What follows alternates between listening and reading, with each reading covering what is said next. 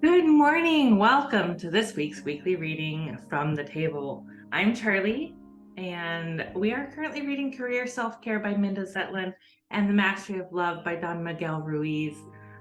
Both of these are amazing, amazing books for our personal lives and our business lives. And using the tools that we learn from these books, we can really get our stuff together. This week we are on chapter 9 of both books. It doesn't always work out that way, but these books have been, we've been able to line them up pretty good. We don't skip around, we just go through one chapter at a time each week. And then on Mondays, come back and listen to Mindset Monday when we talk about what we've read and how it pertains to our lives and what we can do to use those tools moving forward. Without further ado, we're going to start with The Mastery of Love, and we're on chapter 9 this week. The Mastery of Love by Don Miguel Ruiz, chapter 9. The Divine Huntress. In Greek mythology, there is a story about Artemis, the Divine Huntress. Artemis was the supreme huntress because the way she hunted was effortless. She fulfilled her needs so easily and lived in a perfect harmony with the forest. Everything in the forest loved Artemis, and to be hunted by her was an honor. It never seemed like Artemis was hunting. Whatever she needed came to her. That is why she was the best hunter, but this also made her the most difficult prey. Her animal form was a magical deer that was almost impossible to hunt. Artemis lived in a perfect harmony in the forest until one day a king gave an order to Hercules, the son of Zeus, who was searching for his own transcendence. The order was that Hercules had to hunt the magical deer of Artemis. Hercules, being the undefeated son of Zeus, did not refuse. He went to the forest to hunt the deer. The deer saw Hercules and she wasn't afraid of him. She let Hercules come close, but when Hercules tried to capture her, she ran. There was no way Hercules could get this deer unless he became a better hunter than Artemis. Hercules called upon Hermes, the messenger of the gods, the fastest one, to lend him his wings. Now Hercules was as fast as Hermes, and soon the most valuable prey was in the hands of Hercules. You can imagine the reaction of Artemis. She was hunted by Hercules, and of course she wanted to get even. She wanted to hunt Hercules, and she did her best to capture him. But Hercules was now the most difficult prey. Hercules was so free, and although she tried and tried, Artemis could not capture him.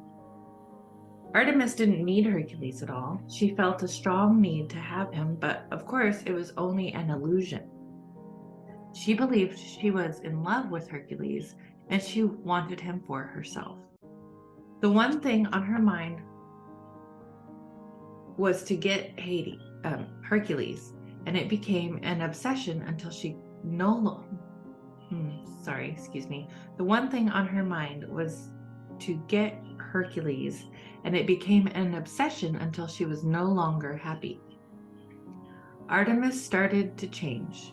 She was no longer in harmony with the forest because now she hunted just for the pleasure of getting the prey. Artemis broke her own rules and became a predator. The animals were afraid and the forest started to reject her, but Artemis didn't care. She didn't see the truth. She only had Hercules on her mind. Hercules had many works to do, but sometimes he would go to the forest to visit Artemis. Every time he did, Artemis did her best to hunt him. When she was with Hercules, she felt so happy to be with him, but she knew he would leave, and she became jealous and possessive. Every time Hercules left, she suffered and she cried. She hated Hercules, but she loved him also. Hercules had no idea what was going on in the mind of Artemis. He didn't notice she was hunting him. In his mind, he was never the prey. Hercules loved and respected Artemis, but this is not what she wanted. Artemis wanted to own him. She wanted to hunt him and be the predator with him. Of course, everyone in the forest noticed the difference in Artemis except her. In her mind, she was still the Divine Huntress. She didn't have the awareness that she had fallen. She wasn't aware that the heaven that was the forest had become hell, because after her fall, the rest of the hunters fell with her. They all became predators. One day, Hermes took an animal form, and just as Artemis was ready to destroy Hermes, he became a god, and she rediscovered the wisdom she had lost. He let her know she had fallen, and with this awareness, Artemis went to Hercules to ask for his forgiveness. It was nothing but her personal importance that brought her to that fall.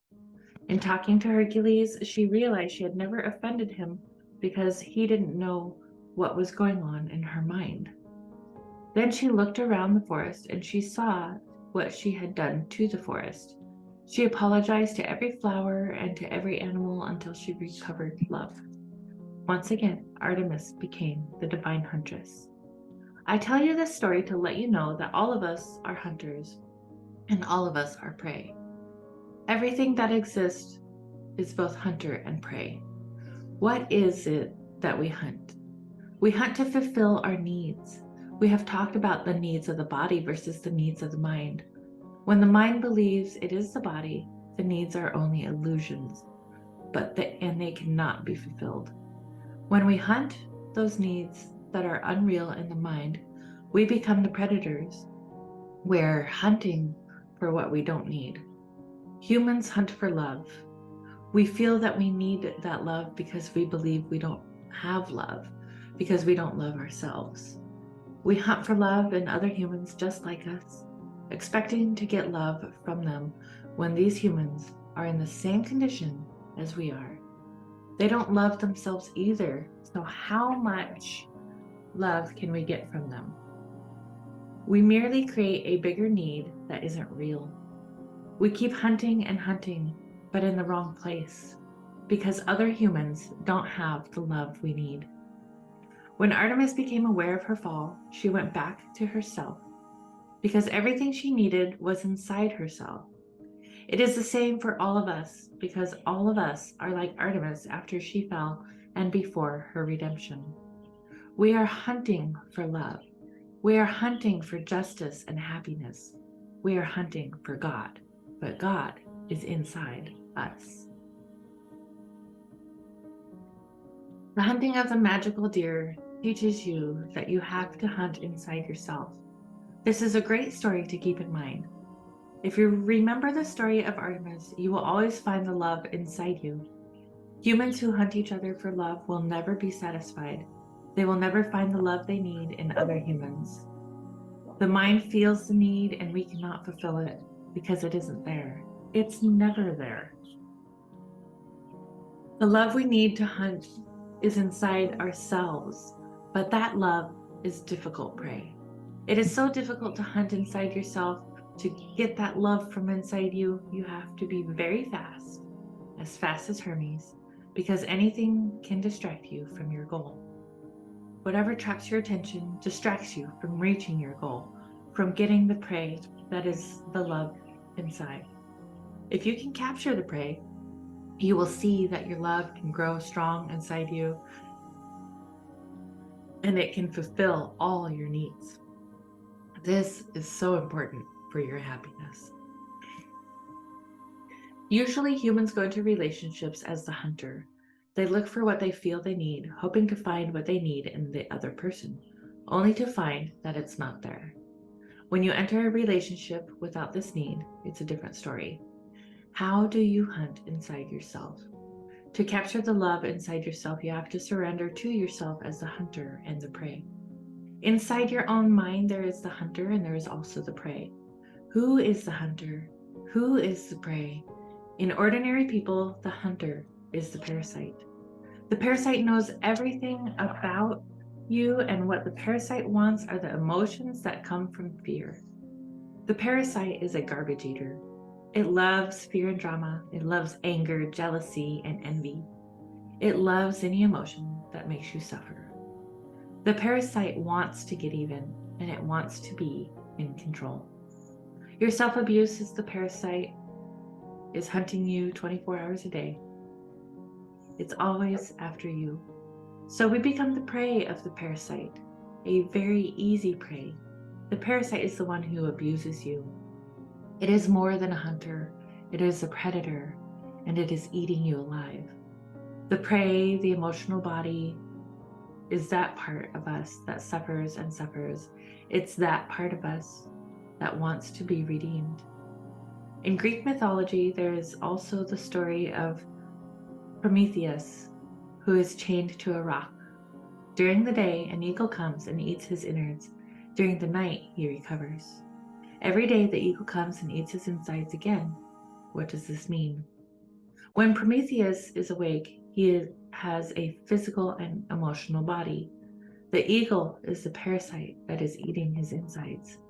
During the night, he doesn't have the emotional body and he recovers. He is born again to the food for that eagle until Hercules comes to release him. Hercules is like the Christ, Buddha, or Moses who breaks the chain of suffering and gives you your freedom. To hunt inside yourself, you start by hunting every reaction you have. You're going to change one routine at a time. It is a war for freedom from the dream that controls your life. It is a war between you and the predator with the truth in the middle. In all the Western traditions from Canada to Argentina, we call ourselves warriors because a warrior is the hunter who hunts herself.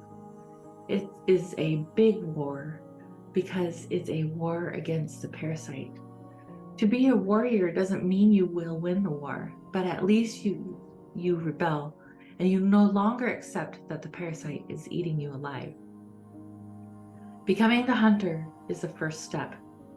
When Hercules went into the forest in search of Artemis, there was no way he could capture the deer. Then he went to Hermes, the supreme teacher, and he learned to become a better hunter. He needed to be better than Artemis in order to hunt her. To hunt yourself, you also need to be a better hunter than the parasite.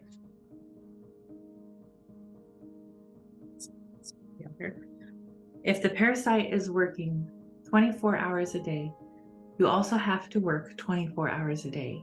The parasite has an advantage. It knows you very well. There is no way you can hide. The parasite is the most difficult prey. It's that part of you that tries to justify your behavior in front of other people. But when you are alone, it is the worst judge. It is always judging, blaming, and making you feel guilty. In a normal relationship in hell, the parasite of your partner allies with your parasite against the real you. You have against yourself, not just your own parasite, but the parasite of your partner, who aligns with your parasite to make the suffering eternal.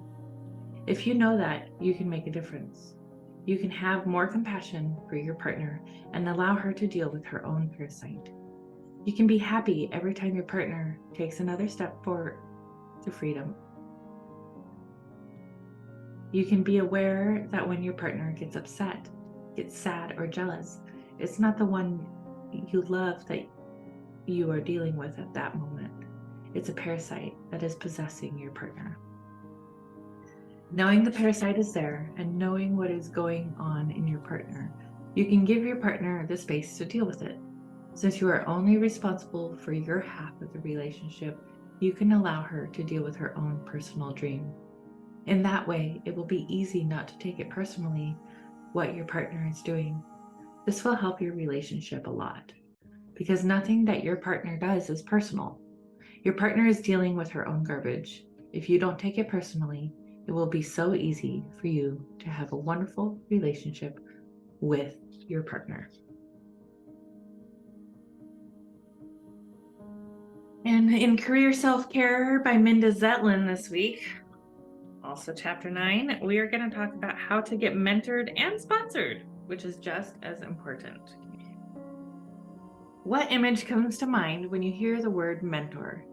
For me, it was always Lou Grant in the Mary Tyler Moore Show, and a kindly grizzled executive who was happy to pour you a scotch from the bottle he kept in his desk drawer.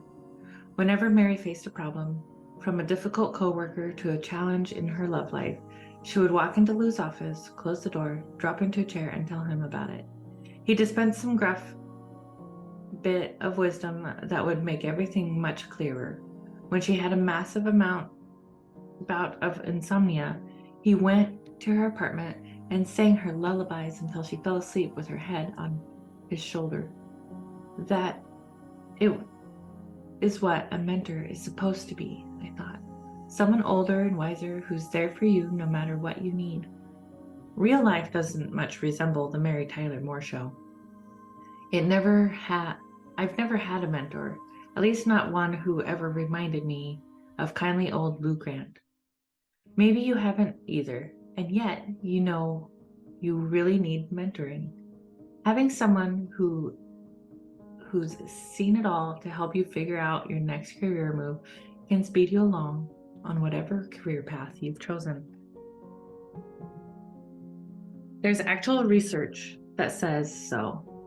97% of people with a mentor say their mentor is valuable, while 75% of executives in Fortune 500 companies credit their mentors with helping advance their careers.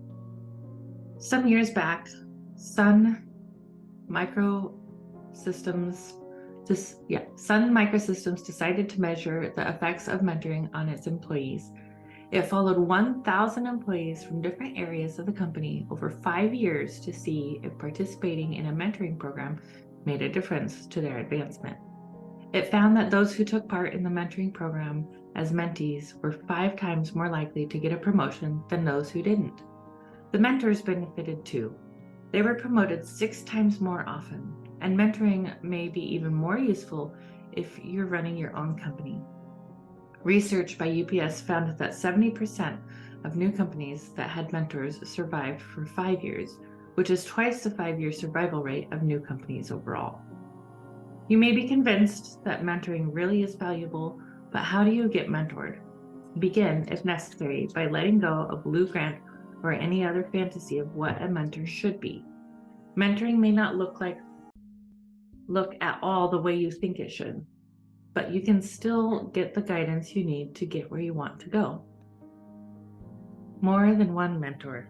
It may not be realistic to think that a single mentor can answer every question and solve every problem you have. Years ago, I interviewed Lyle Stevens, a successful entrepreneur whose software company, Maverick, had just graduated from the prestigious incubator Techstars. He told me he and Maverick had 4 different mentors. One was a technological expert. The second knew a lot about marketing and suggested a whole new area where the company could find customers. The third gave advice about recruiting and employee retention, always a challenge in the tight labor market of the software industry. The fourth provided general guidance about how to run a business and helped Stevens, who had young children, navigate work-life balance issues. All were experienced executives who had agreed to be mentors for the company. How did Stevens find them all? Some were execs who signed up as potential mentors with Techstars. He also asked around among his entrepreneur friends to find out who'd mentored them in specific areas where he knew he needed help. What these 2 approaches have in common is that they led him to people who had already displayed a willingness to mentor. You can try picking someone you admire or would like to emulate and asking that person to mentor you, but the odds that they'll say yes are a lot lower. Using a formal mentoring program, inside or outside your organization. If you work for a company that has a formal mentoring program, it's a good idea to participate. The Sun Microsystems research suggests participation in a mentoring program turned out to be a great idea for Paula Dobel, Senior Vice President and Managing Director of North America for IT service provider Ensono. Before joining Ensono, she held executive positions at Dell and then became Vice President at Hewlett-Packard Enterprise. At Dell, she took advantage of a formal mentorship program that allowed employees to request mentors with specific skill sets. She asked for a mentor from human resources. I was trying to figure out what to it took to get promoted to director. Good work's not enough. What else did I need to be thinking about? Doble and her mentor met regularly for 6 months, and during that time, she learned a lot about how high-level promotion decisions get made. At that point, it's not just an individual leader's decision, she says. A whole group of leaders must agree. The death of a promotion or the death of advancement is when only one person in the room knows your name. With her mentor's guidance, Doble stepped up her networking game, introducing herself to key executives in her area and in other company departments who could influence her advancement. She got the promotion she was seeking, but even if she had it, the mentoring still would have been valuable, she says. It provided me a lot of guidance and counsel and insight.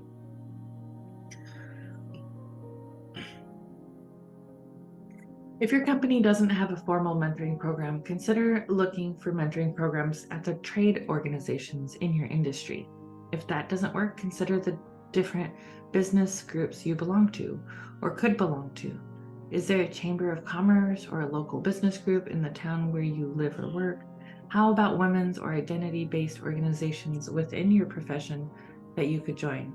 These are all great places to find people more experienced than you who might be willing to become your mentors. If none of these groups has a formal mentoring program that appeals to you, consider making up your own personal program. You don't need anyone's permission to go looking for the career support you need. Identify a few people who you think might be effective mentors for you, and then reach out to them. Let them know you're looking for business advice and ask if they have 5 minutes to answer a few quick questions. Stephen says it's smart to test drive a potential mentor in this way because not everyone will have the right insights or experience to help you. Describe a specific problem you're having and ask for suggestions, or give a quick description of your goals and ask if there are threats or opportunities you haven't thought of. You'll be able to tell quickly whether a potential mentor will be able to help you. Someone who fully understands your industry or problem will have specific ideas and suggestions, while someone who doesn't have that expertise but might not want to admit it will answer with generalities. Once you've determined that someone could be an effective mentor for you, take the next step. Ask if they would be willing to become your mentor, and this is important, Stephen says, lay out very specifically what that will entail. You'll have the best chance of getting a yes if it's fairly limited commitment. Stevens asks his company mentors to promise only 1 hour of counseling twice a month and possibly a full day visit once or twice a year. Unofficial mentoring. The preceding suggestions will help you develop a formal mentoring relationship with one or preferably several official mentors, but that's just one approach to getting mentored. When Stevens was recruiting executives to be Maverick's official mentors, he tried finding people through his college's alumni association. In one way, he struck out since none of the alumni he asked agreed to a formal mentoring relationship. But he said 2 of them became informal advisors that he called once a quarter or so while the company was getting started. This is where Stephen's experience of mentorship intersects with mine. I've never had a single capital M mentor, and I've never been a mentee in a formal mentoring program, but I've been informally mentored probably hundreds of times, and I've informally mentored others many, many times too. I first learned how important informal mentoring can be many years ago when I decided to quit my job at a trade magazine company and strike out on my own as an independent writer.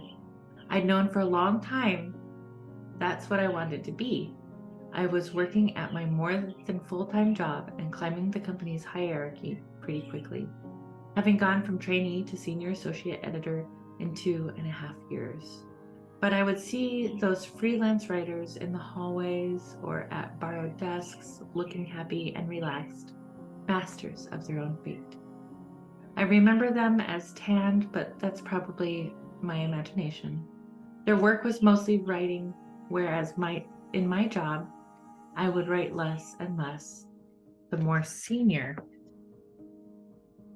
I got, occupied with editing and planning and all the other tasks that go into putting out a magazine. They wanted to do what they did.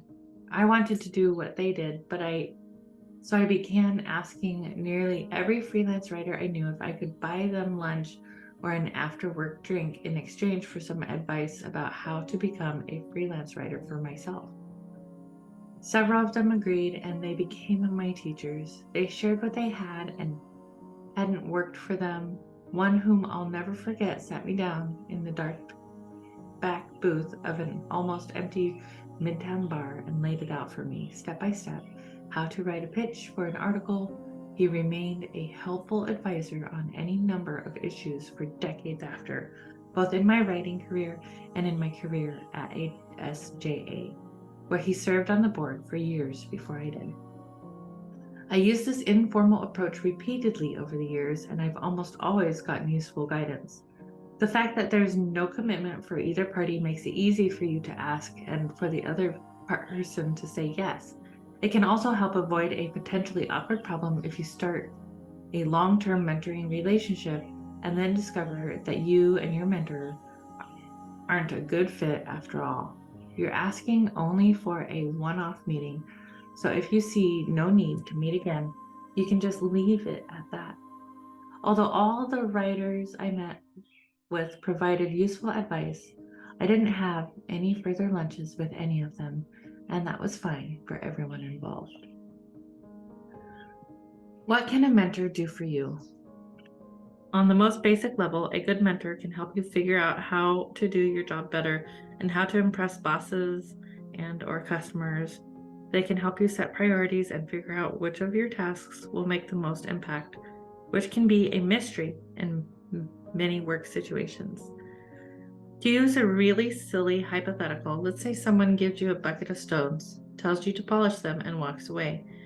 You know your promotion to some other less tedious job depends on excelling at this task. But would that mean polishing each stone perfectly until it shined all over, or getting the entire bucket of stones polished in less than an hour, or polishing all the stones using as little polish as possible? It can be hard to get straight answers to questions like these, but a good mentor should know the answers or help you find them. In the same way, a good mentor can keep you from making costly mistakes, such as transferring into a troubled department within your company or taking on customers who create more aggravation than they're worth.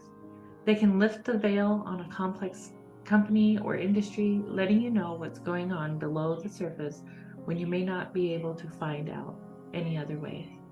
This can be especially valuable if, like me, you're not particularly good at sniffing out company gossip. Even more important, a good mentor can help you with something that just about everyone is bad at: seeing yourself the way other people see you. In my early days at ASJA president, I led a day-long meeting where we had several matters to discuss. None were urgent, so I decided it made sense to let everyone's opinions be heard. When there was a disagreement on an issue, rather than try to impose my will or call a divisive vote, I put it off so we could discuss it again at a later time.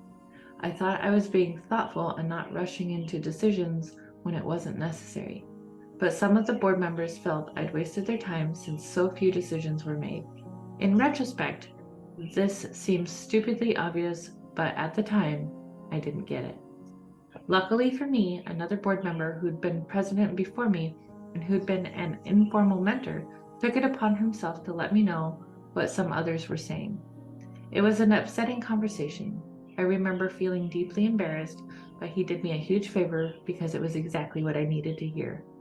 From then on, I tried to make sure that decisions were made at every board meeting and that concrete actions came out of them. While I still worked to make sure everyone had a say, I stopped putting off decisions just because I could. I believe mentors are most valuable when they either disagree with you or disagree with the prevailing opinions in your organization or industry. You wouldn't want someone who always disagrees with prevailing wisdom to be your only mentor. But this is exactly the sort of reason you should have more than one.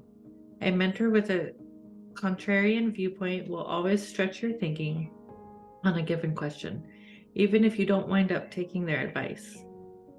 This is one reason why organizations with more diverse management tend to perform better than their peers. In any group, there's always a danger that group thinking will set in. That's human nature. Having a contrarian mentor is one way to fight that. Stevens told me that Maverick's multiple mentors often contradicted each other, which makes sense when you consider that each was focused on a different aspect of the business, and so they had different priorities. That's exactly how he wanted it, he said. We want someone to always poke holes in what we're thinking. He explained, the worst thing is folks who all think the same way. But I asked, if you're given 2 or more pieces of advice that contradict each other, how do you know which advice to follow? You make a decision knowing what the alternatives are, he said. A mentor may be able to guide and advise you, but it's your job, your career, and your company that will be affected by whatever you decide. That means any advice you get from a mentor or anyone else must be filtered through your own plans and desires, and the decisions you make must come from your own best judgment. No one else can do that for you. A good mentor will make you consider dangers and especially opportunities you might never have seen for yourself. I'd been on the board of ASJA for a few years without ever thinking I could run the place.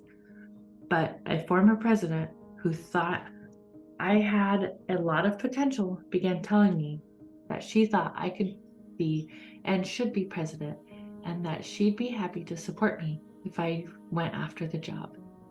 I didn't take her up on it at the time. It was a few more years before I actually ran for president, but I'm not sure I'd ever have gotten there if she hadn't gotten me to think about it. A good mentor can widen your view of what's possible for you by guidance, by example, or both. It's way too easy for most of us, women especially, to place limits on ourselves without even realizing we're doing it. A good mentor can show you what's outside the box you may have put yourself into. That is why, Lou Grant notwithstanding, it's smart to get some mentoring from at least one person who is not your boss. A good boss will mentor you, of course, but your boss also has a stake in whatever decisions you make. If it's to your advantage to move to a different department or even a different company, your boss may not tell you that. If your boss's job is your next logical step on the career ladder, your boss may not be honest about how long they intend to remain at that job.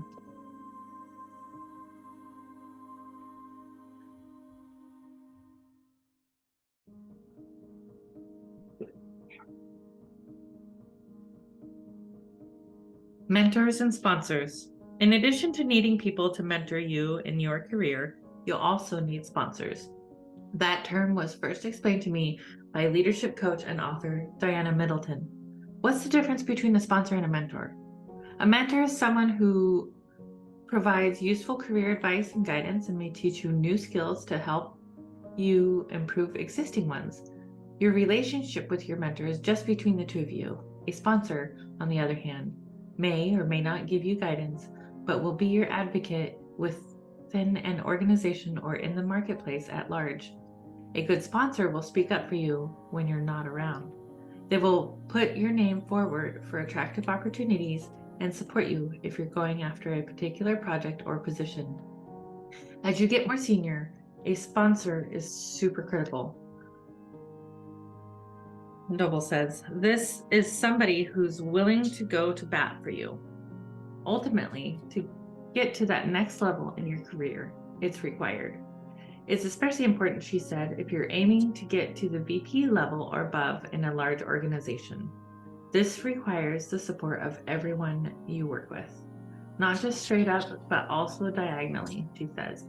That's when you start getting into who in that room is a promoter, who's a detractor, and who's neutral. Who can you get from detractor to neutral, and who's never going to get there. Who can you get from neutral to promoter? Having a sponsor who's influential in that room is unbelievably important. You can't find a sponsor via a formal mentoring program, Noble says, because you're asking that person to vouch for you. So how do you find a sponsor? That's something you earn, she says. As you get more senior, you need to start looking at the people around you as potential sponsors.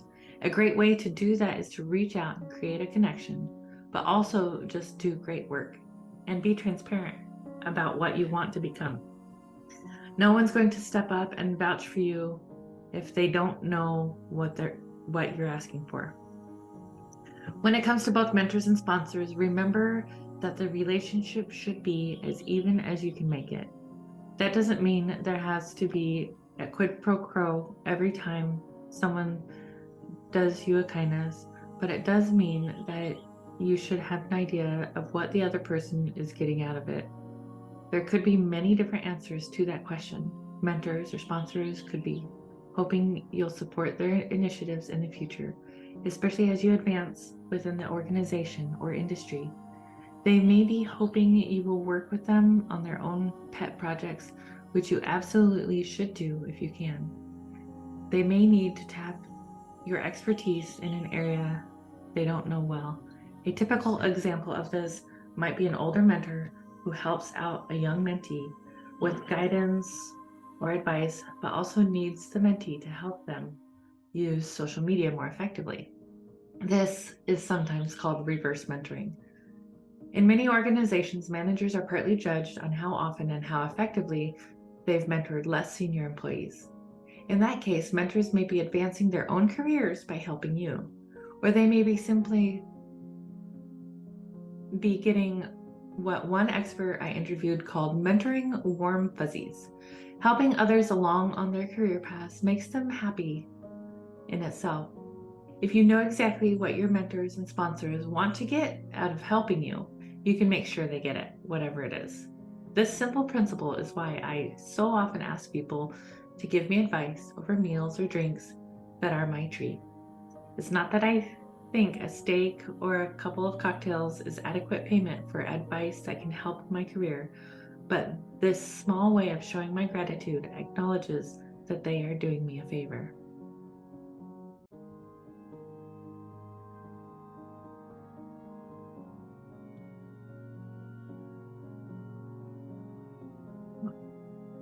How to mentor. What if you yourself want to mentor someone or someone has asked you for mentoring? First of all, congratulations. You must be doing something right. The most important thing to remember about mentoring or advising someone is this. It's never about you. It's always about them. That's incredibly easy to say, but incredibly difficult to do.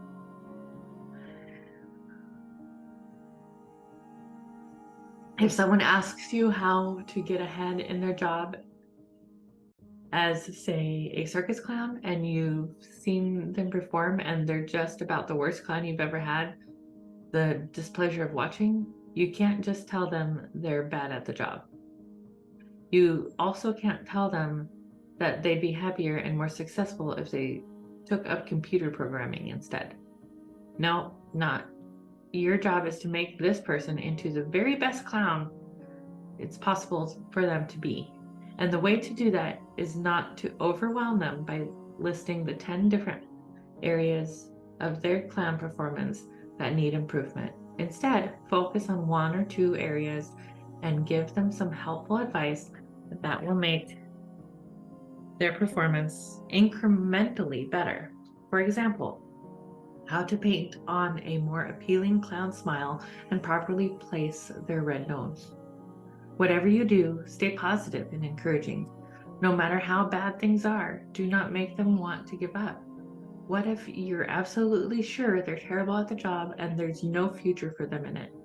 No matter how sure you are, I believe you could possibly be wrong.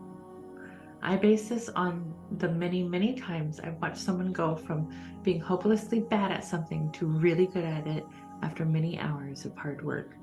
You can't know for sure that someone will fail at a job because you don't know how willing they are to work hard and improve.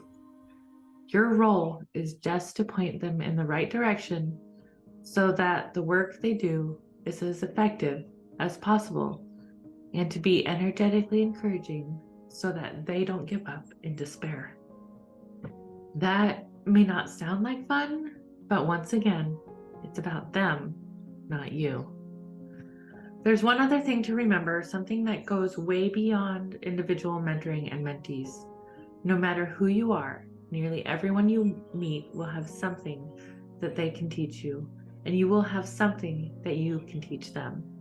We are all each other's mentors, or at least we have the potential to be. The challenge is in seeing what the other people you encounter can teach you. It requires an open heart and an open mind, what many people call a learning mind.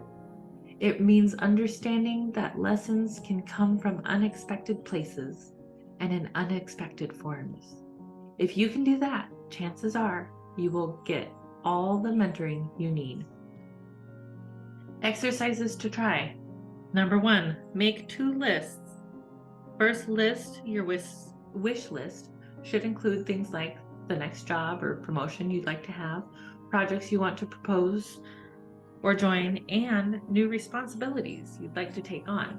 It should also include the skills you want to acquire or improve, such as leading a team or becoming proficient at social media marketing or creating a new product. It's fine to have lots of items on this list. Now go back to the list and pick your top 5 items. For each of those, add the name of one or more people who could help you get there. They might be people you know through a friend, or people you just know of, who can help you learn a new skill, guide you through the corporate hierarchy, or introduce you to the right people. You now have a list of at least 5 people who can help you get where you want to go. Number 2, ask for mentoring. Now it's time to put your list to use. Pick 3 names and reach out to each of them. The best way to make contact will vary depending on the person and the industry, but email is sometimes the most straightforward way to start a conversation. You can also use social media to send that person a message. LinkedIn is particularly good since it's focused on professional relationships. On the other hand, these days, when most communications are emailed, texted, or posted, a phone call can sometimes be an effective way to cut through the clutter and reach someone. The more specific you can be with your request, the more likely you are to get what you want. Ask if the person would be willing to spend 10 minutes on the phone or meet you for coffee to give you some advice about the particular skill or opportunity you're after. It's usually smart to say you're asking for advice, since most people will be flattered, and flattery can be a very effective way to get what you want.